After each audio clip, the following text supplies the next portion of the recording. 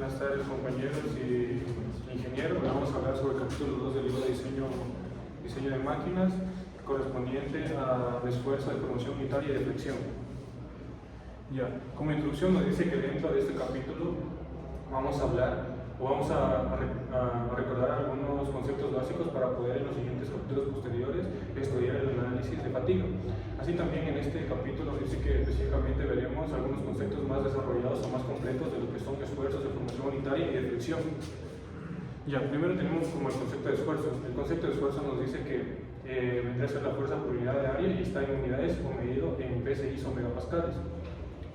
Nos plantea que un elemento al que está sometido a diferentes fuerzas, esta fuerza se distribuirá de manera como una función, manteniéndose constante en el continuo del material. Ya.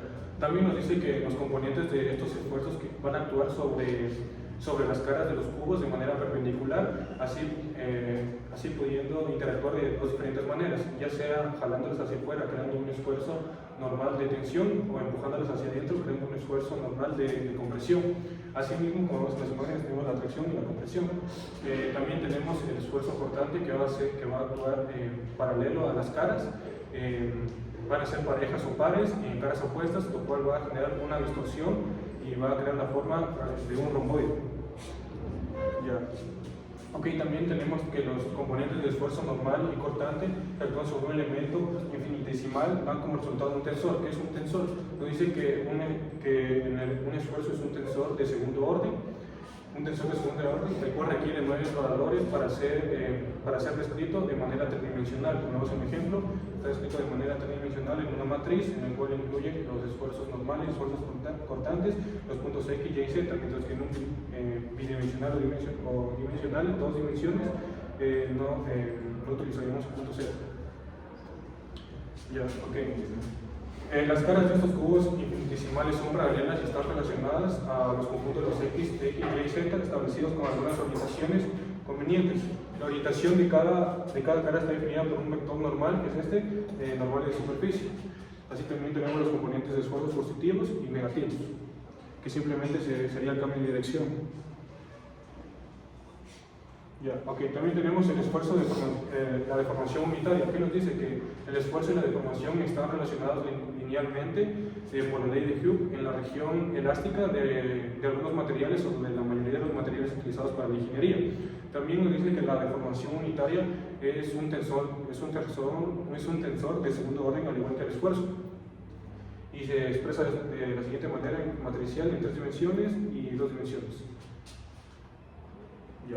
Tenemos los esfuerzos principales. ¿Qué vendría a ser un esfuerzo principal? Se tienen que cumplir ciertas cosas para que pueda pasar a ser un esfuerzo principal. Por ejemplo, para que sea un esfuerzo principal, el esfuerzo cortante, cuando elegimos un plano, debe ser igual a 0 para que el esfuerzo normal pase a ser un esfuerzo principal. Y asimismo, en el plano en que está actuando el esfuerzo principal va a pasar a ser un plano principal, asimismo el eje principal y también el esfuerzo normal principal. Ya. En esta expresión nos relaciona los esfuerzos aplicados y los esfuerzos principales, donde tenemos que el esfuerzo es igual a la magnitud del esfuerzo principal, y también tenemos que n, x, n, y n, z son los cosenos de la dirección del vector unitario n, que debería ser el cual es normal del plano principal. Ya, ok, también tenemos el determinante de la matriz coeficiente debe ser 0 en esta función. Quiere decir que la función igualamos a 0, donde tenemos que la C2, C1 y C0 son invariantes de tensores. ¿Qué quiere decir que son invariantes de tensores? Que no cambian lo que no puede cambiar el valor, ya sea en los diferentes ejes, ya sea X, Y, Z. Además de estos invariantes de tensores, obtenemos lo que son los esfuerzos aplicados. También tenemos que esta es una función de polinomio cúbica, donde tenemos que las raíces de este polinomio cúbico vendrían a ser los esfuerzos 1, 2 y 3. Ya. A partir de los esfuerzos obtenidos, que son los esfuerzos normales principales, podemos obtener los esfuerzos cortantes principales con estas 3 funciones. Ya. El esfuerzo plano y esfuerzos planos y deformación plana. ¿Qué quiere decir? Los esfuerzos y deformación están expresados en su mayoría de manera tridimensional. No obstante, nos dice el texto de este capítulo que se pueden, según las configuraciones geométricas, se pueden expresar de diferentes maneras. Ya, tenemos como esfuerzo plano. ¿Qué vendría a ser un esfuerzo plano? Un esfuerzo plano básicamente es un estado en el que está en dos dimensiones, bidimensional o biaxial, por lo cual se llama esfuerzo plano. Ya, también tenemos la deformación plana, que vendría a ser cuando una deformación, ya sea una deformación 3, es igual a 0, entonces las deformaciones restantes, que deben ser 1 y 2, tienen que ser independientes de las dimensiones al lado del eje principal, y si se cumple esta condición pasaría a ser una deformación plana. Al siguiente, mi compañero.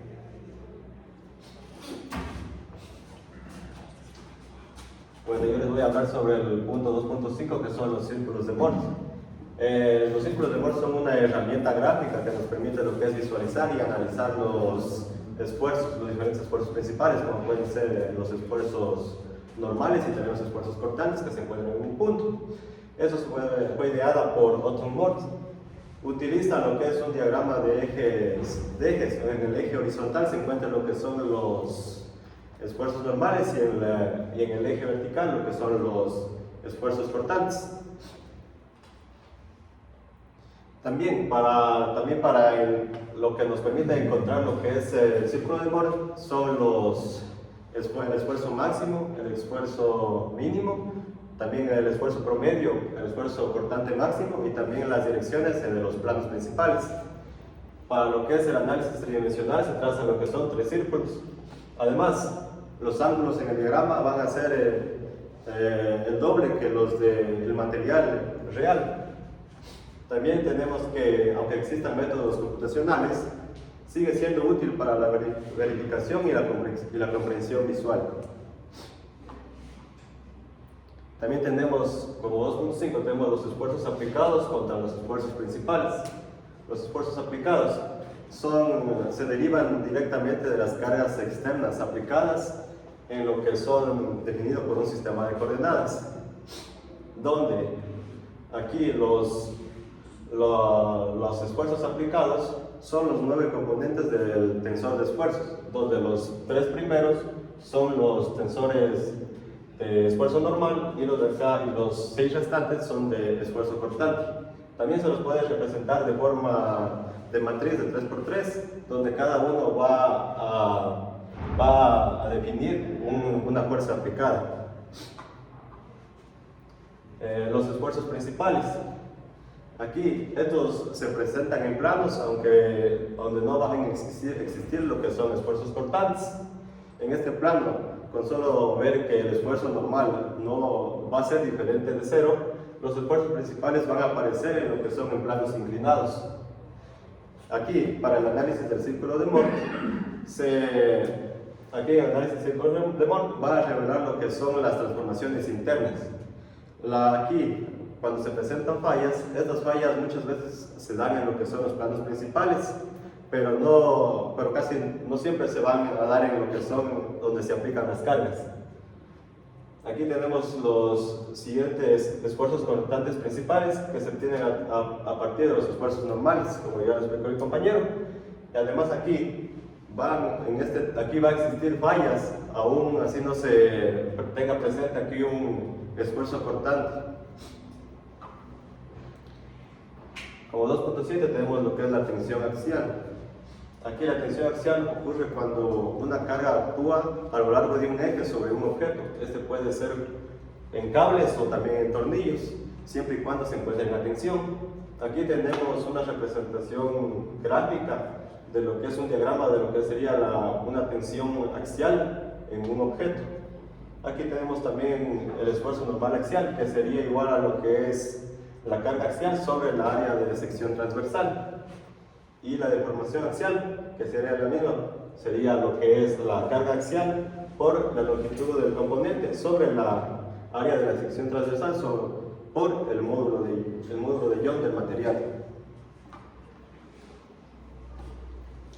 También tenemos que en esta relación se usa para calcular lo que es la elongación y también para lo que son las pruebas en laboratorios de materiales. Además nos dice que aunque la carga axial sea pura, pueden existir esfuerzos que se den en planos inclinados. También aquí se puede aplicar el criterio de falla de von Mises o también calcular lo que sería el esfuerzo principal máximo para así poder encontrar el factor de seguridad de un material dúctil, donde el factor de seguridad sería igual a lo que es el límite elástico del material, que sería aquí el esfuerzo máximo que puede soportar un material antes de deformarse permanentemente, sobre lo que es el esfuerzo principal máximo. Aquí tenemos que tener en cuenta que si el factor de seguridad es mayor a 1, la pieza va a ser más segura, mientras que si el factor de seguridad es menor o igual a 1, nos quiere decir que puede existir una falla en la pieza. Bueno, está claro, ¿no? Sí. Es lo que indicábamos en las unidades anteriores, que es la cantidad que puede soportar que la presión o la fuerza del material, la cantidad de veces, ¿no? Sigamos. También tenemos como 2.8 el esfuerzo cortante directo, esfuerzos de contacto y el desgarramiento. También esto de aquí se da típicamente en lo que son en conexiones como remaches, pernos o tornillos. En algunos modos de falla son el cortante directo, que sería las cargas aplicadas sobre el área a la que se está cortando. Aquí debemos tener en cuenta que si la carga se encuentra de manera paralela a lo que son las secciones del conector, si existe falla en más de 2 planos, el área se la tiene que multiplicar por 2.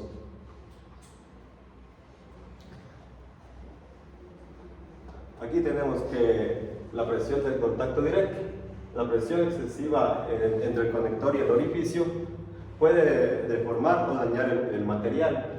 El área de contacto proyectada del pasador sería igual a lo que es la longitud del contacto por lo que es el diámetro del orificio o del pasador. Y también tenemos lo que son fallas por desgarramiento. Aquí una falla en el material se puede dar entre el conector y el borde, y esto puede dañar lo que es el componente. Afecta sobre todo si el borde está muy cerca de lo que es el orificio. También pueden aparecer lo que es la flexión si la superficie no se encuentra perfectamente alineada. Y también tenemos algunas consideraciones importantes para lo que es el diseño seguro de uniones, que sería separar bien los bordes, también que los materiales sean compatibles y que los tipos de carga se puedan dar ya sea de manera estática como también de manera dinámica. A continuación, mi compañero. Bueno, listo. Yo les voy a explicar lo que es vigas y esfuerzos de flexión. Primero tenemos que entender el concepto de vigas. Las vigas es un elemento estructural que soporta cargas transversales, perpendiculares a su eje longitudinal, produciendo esfuerzos de flexión y esfuerzos cortantes. Esto es muy importante, ya que las vigas forman parte de una estructura de un sistema. Esto en el área automotriz podemos encontrarles sobre lo que es el chasis de un vehículo. Listo. Existen 2 tipos de flexiones. Flexión pura, esta no es muy común, ya que solo hay en momentos flector sin fuerza cortante, pero es útil para el análisis de la viga en general. Otro tipo de flexión es de flexión general. Esta se presenta cuando hay una combinación de fuerzas cortantes y momentos. Esta es la que más se va a estudiar dentro de nuestro caso, ya que tenemos lo que une la flexión cortante y el momento. Siguiente. Listo. Aquí les voy a explicar dentro de esta gráfica los 7 puntos que tenemos que tener en cuenta. Primero, como podemos observar, el segmento analizado está alejado de las cargas aplicadas o las resistencias externas sobre la viga. ¿Esto qué quiere decir? Como podemos observar, esta es una carga que solo se encuentra en un punto, ya sea en la mitad. Esto lo que hace es que la viga está cargada en un plano simétrico. Como podemos observar, está en el punto medio dentro de la viga y por eso la hace simétrica. Como punto 3, la sección transversal de la viga permanece plana y perpendicular al eje neutral durante la flexión. Como podemos encontrar aquí ya existe una flexión, ya que se está ocasionando una carga en el punto medio. Por eso es perpendicular al eje neutral. El material de la viga es homogéneo y obedece a la ley de Hooke. Aquí podemos observar que la ley de Hooke es muy importante, la cual relaciona lo que es la fuerza, la constante de la elasticidad del material con la deformación, desplazamiento del objeto. Aquí X sería el desplazamiento del objeto y K sería la constante del material. Bueno, los esfuerzos permanecen por debajo del límite elástico y de flexión son pequeñas. ¿Por qué es importante esto? Como podemos observar, si tenemos un límite elástico superior, llegaría a tener fracturas o llegaría a tener un momento de ruptura en la viga. Y la deflexión es pequeña, ya que podemos observar que no se presenta una deflexión demasiado grande y esta puede afectar a nuestra estructura. El segmento está sujeto a una flexión pura sin cargas axiales o cortantes. Como pudimos observar, si tenemos una carga demasiado grande, podemos representar cargas cortantes o axiales, lo cual nos convendría. Y ya, dentro de la viga es recta inicialmente y después llega a tener una elongación o llega a tener una deflexión. Ya. Listo, vamos a explicar lo que es el esfuerzo de flexión. Aquí tenemos el esfuerzo de flexión representado con tau máximo, donde el momento flector se multiplica por la distancia del eje neutro de la fibra externa y I es el momento de inercia de la sección. ¿Qué pasa aquí cuando usamos en vigas curvas? El eje neutro se desplaza y se deben usar fórmulas más complejas para obtener los resultados. Aquí este esfuerzo de flexión solo se actúa en vigas verticales. Sí. Listo. Yo voy a explicar lo que son los diagramas de cortante y los diagramas de momento flector. En el libro nos indica que representa como varias fuerzas cortantes internas detonadas como V a lo largo de la longitud de una viga debido a las cargas externas. Como podemos encontrar, aquí llega a un punto máximo de la fuerza. Dentro de la viga, tanto máximo como mínimo. Esto es el diagrama de corte. Es la fuerza que actúa paralela a la sección transversal de la viga, tratando de deslizar un lado con respecto al otro. Como podemos observar, aquí estamos en un lado de la viga, mientras tiene que existir una acción-reacción. Listo. En el diagrama de momento muestra cómo varias de los momentos flector interno.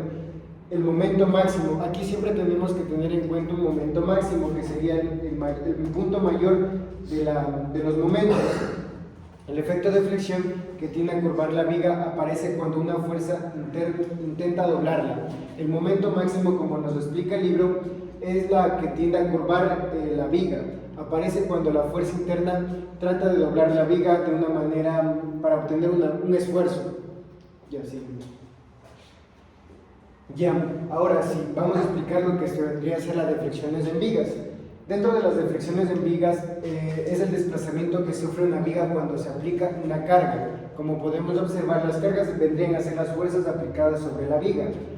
Aunque no cause rupturas, puede afectar al funcionamiento, por ejemplo, dentro de máquinas o causar deslizaciones que vendrían a ser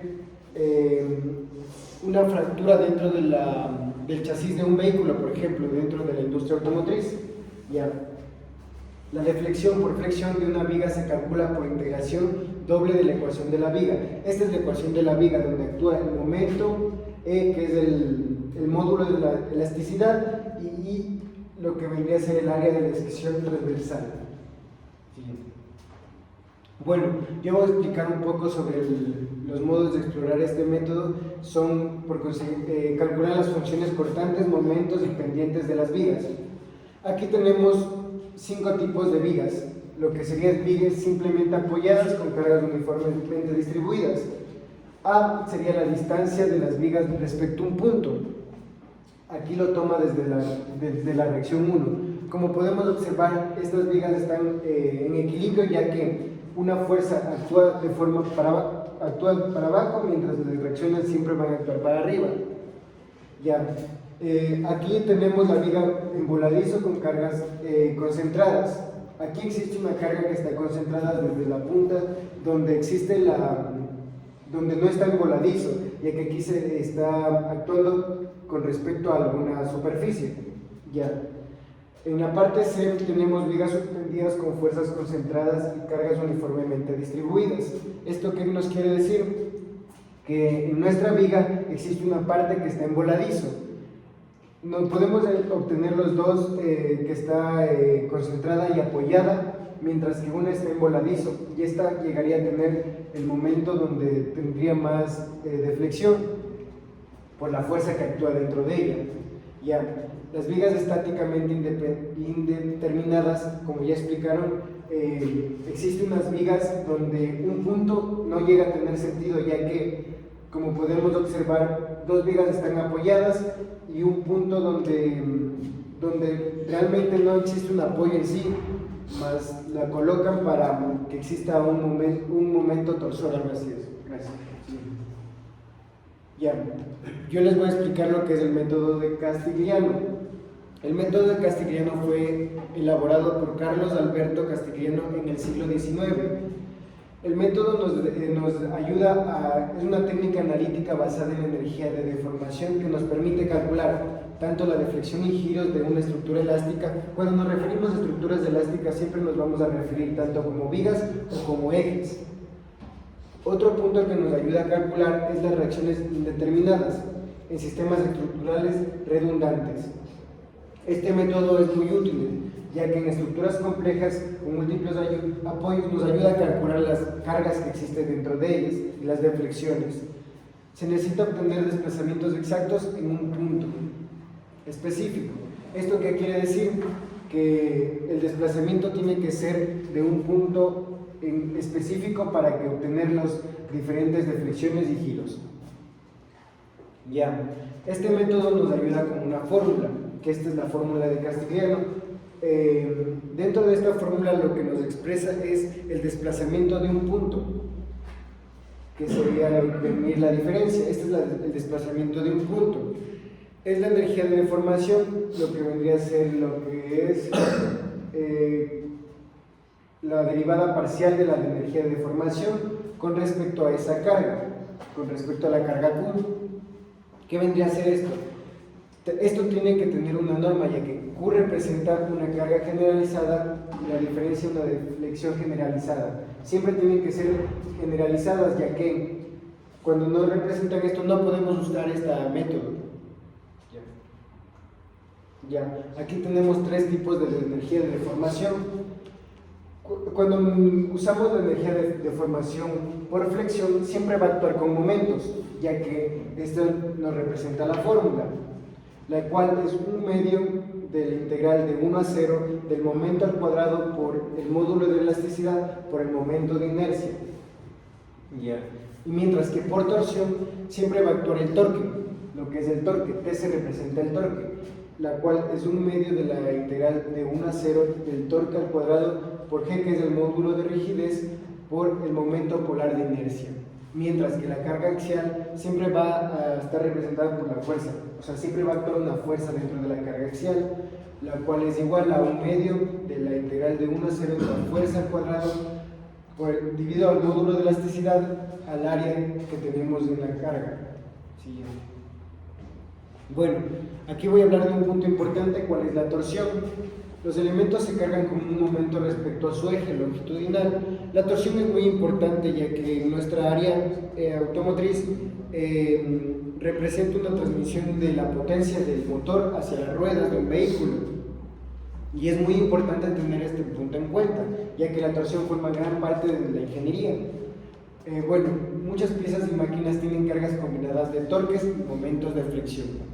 Se tratarán estas situaciones en capítulos posteriores. Aquí no se trata la combinación del torque y el momento de flexión, aquí solo vamos a ver sobre el torque. Ya seguimos.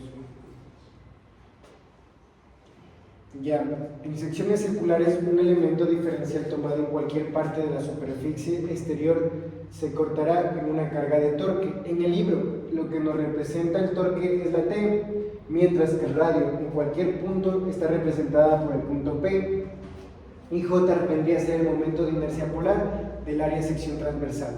Aquí lo que podemos hacer, ya obteniendo un esfuerzo máximo, tenemos que despejar el torque para obtener así, ver en qué momento actúa en la viga. Ya, a continuación mi compañero, muchas gracias. Continuando con la exposición, yo les voy a hablar acerca de las razones del resorte. Todas las piezas que estén diseñadas o creadas con un material que tenga un rango elástico se pueden comportar como un resorte. Aunque algunas de las piezas están diseñadas para funcionar como resorte, ya que se genera una deflexión controlada y predecible en respuesta a una carga aplicada. La elasticidad de una pieza está definida por la razón de resorte K, la cual es igual a la carga por unidad de deflexión. A continuación les voy a presentar dos ecuaciones para distintos casos para calcular la razón de resorte K.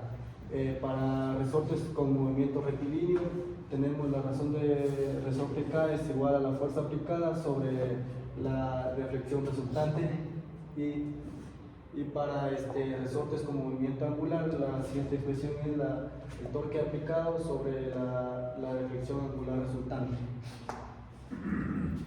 A continuación les voy a hablar sobre la concentración del esfuerzo. La mayoría de las piezas de una máquina real tiene secciones transversales variables. ¿Qué nos quiere decir sección transversal variable? Nos quiere decir que la sección transversal varía su forma a lo largo de su longitud. Por ejemplo, a menudo los ejes se escalonan a diferentes diámetros para tomar en cuenta cojinetes, engranajes, poleas, etc. Un eje también puede tener ranuras para fijar anillos o tener cilindros para llaves y orificios para fijar otro tipo de piezas. Los tornillos, también tenemos que los tornillos tienen rosca, una cabeza más grande que su caña. En conclusión, cualquiera de este tipo de variaciones de las que les hablé causa una concentración de esfuerzos localizados en la pieza.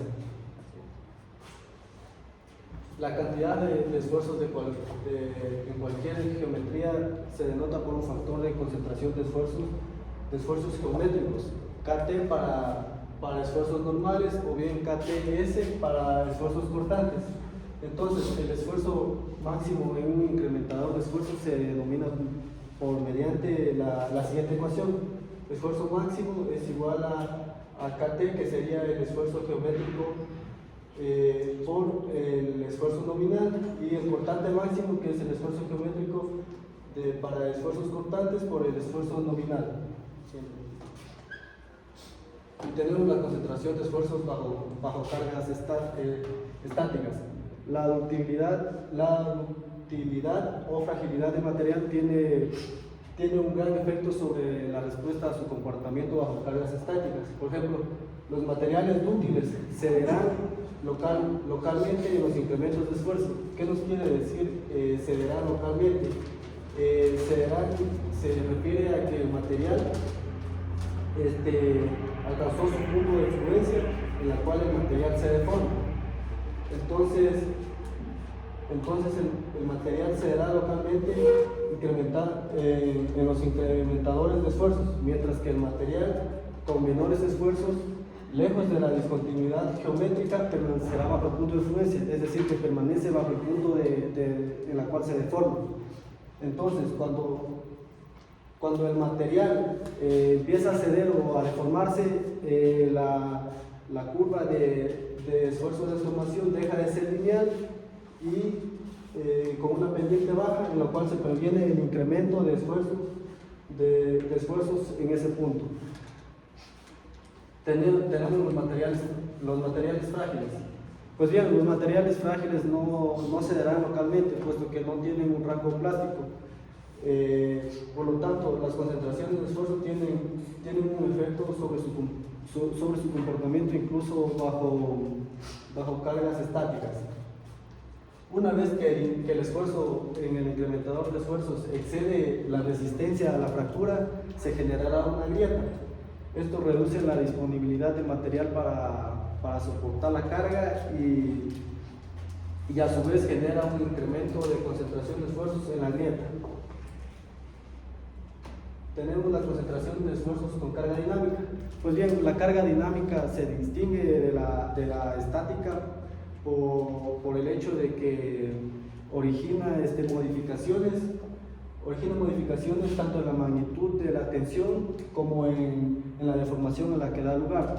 También afecta la forma y el límite de rotura de los materiales.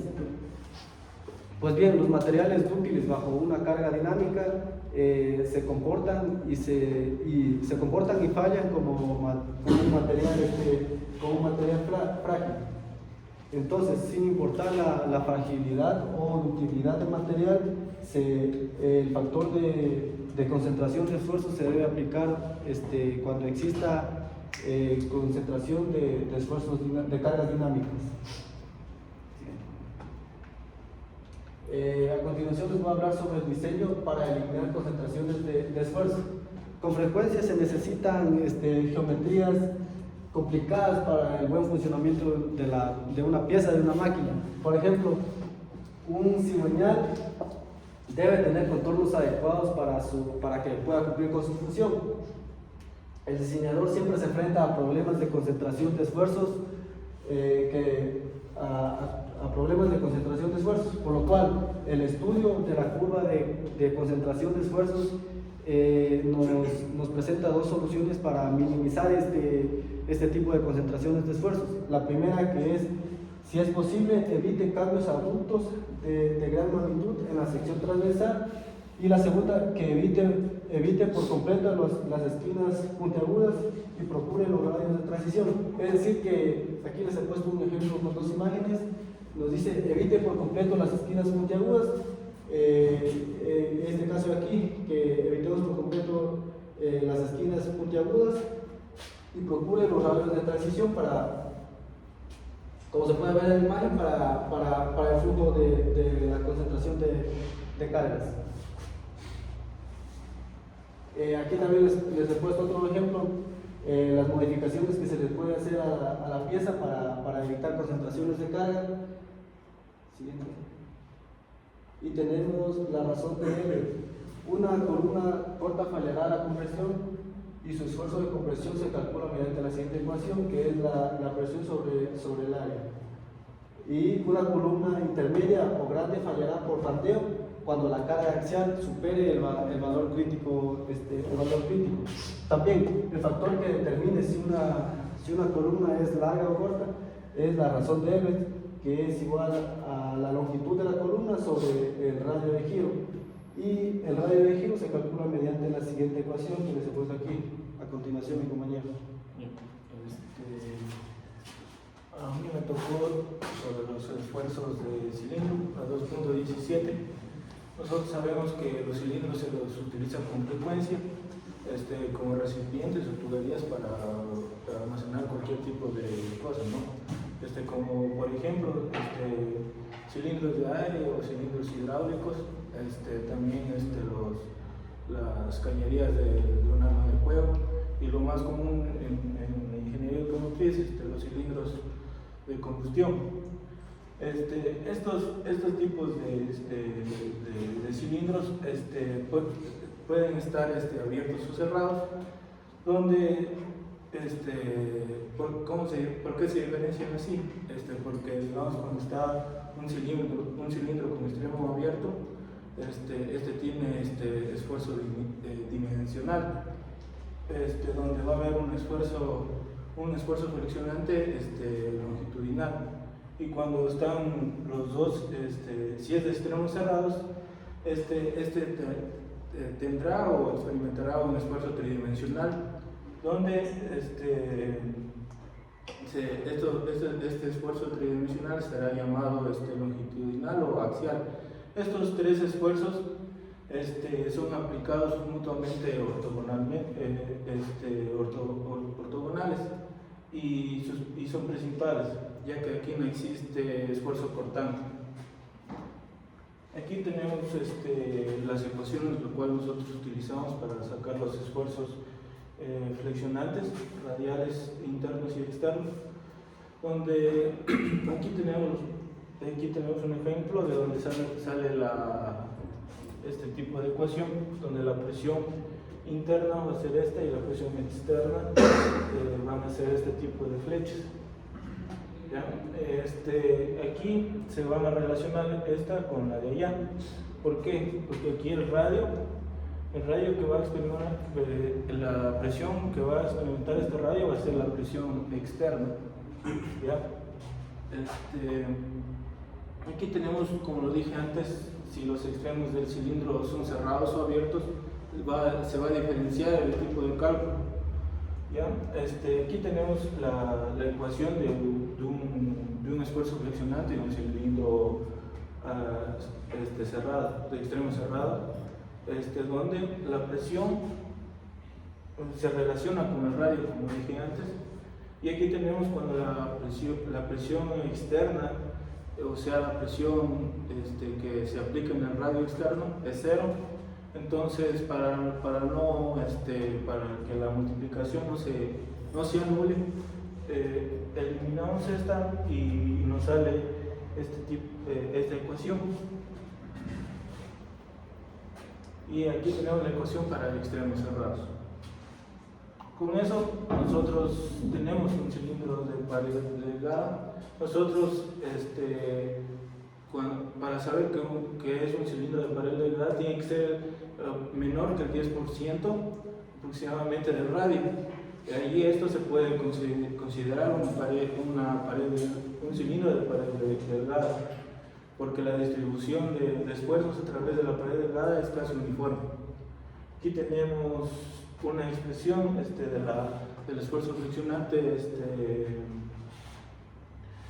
simplificada, donde va a ser normalmente la presión por el radio sobre la longitud para extremos abiertos.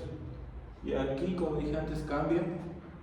Para extremos cerrados la diferencia es que aquí se va a multiplicar por 2 la longitud. ¿Ya? Se sabe que todas estas ecuaciones son válidas únicamente en ubicaciones eliminadas de cualquier concentración de esfuerzo local o cambios de sección. Ahí nosotros, para hacer un estudio de caso de un esfuerzo estático y análisis de inflexión,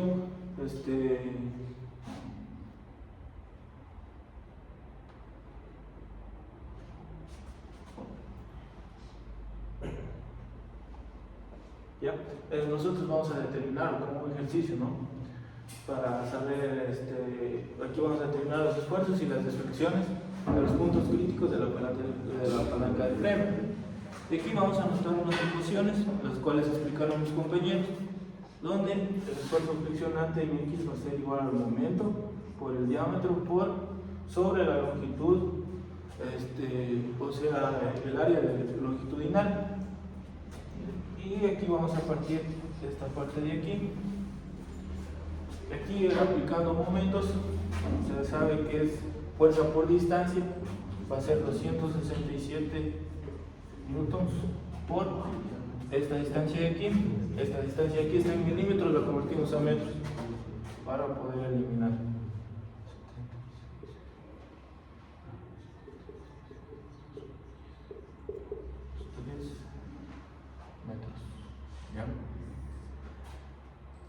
Para nosotros sacar la longitud o el área longitudinal necesitamos ecuaciones, ¿no?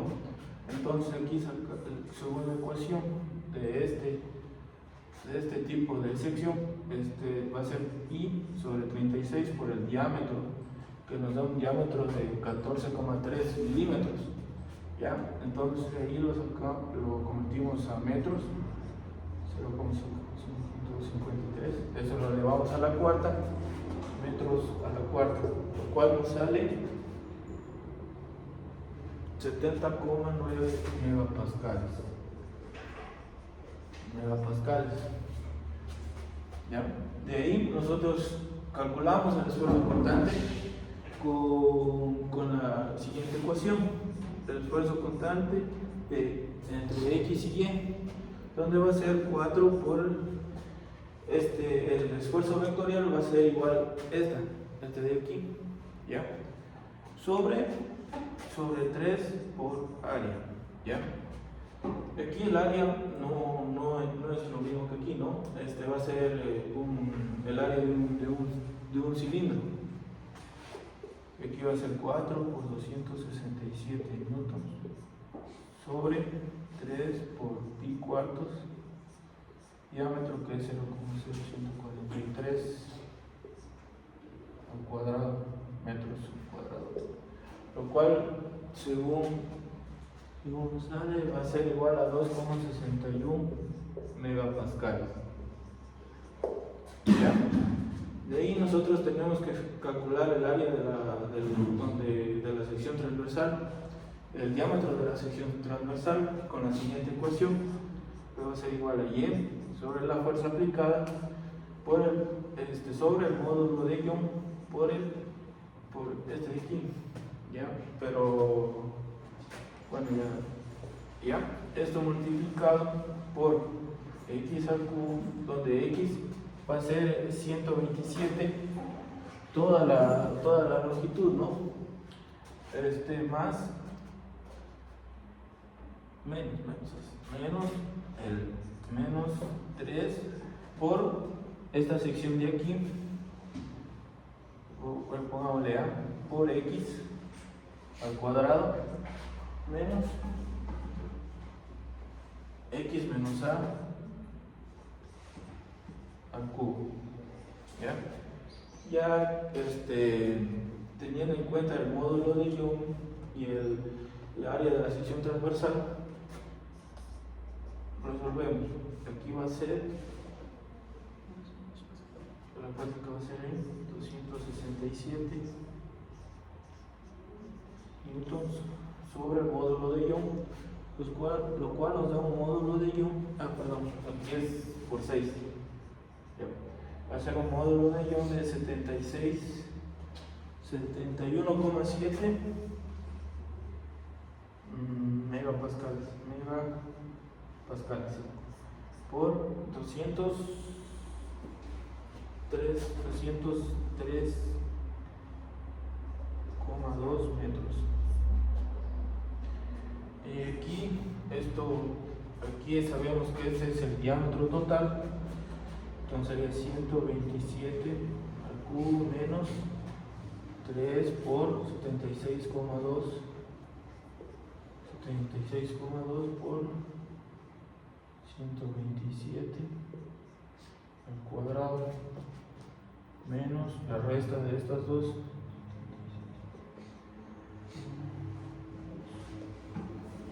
menos 127 elevado al cubo. Ya sacando cálculos, nos sale que esto va a ser el diámetro va a ser igual a 0,54 milímetros. ¿Ya? Niños de ese tiempo, Eso era lo otro. ya. Sí. Bueno, ahí se recomienda la última, utilizar ecuaciones, ¿no? Utilizar ecuaciones de para. No, sí está. Ya. Listo. Listo, señores, vamos a quedar hasta ahí. En la noche, por favor, me envían un correo con los 2 links para poder llevar el tema, para que puedan ver los demás.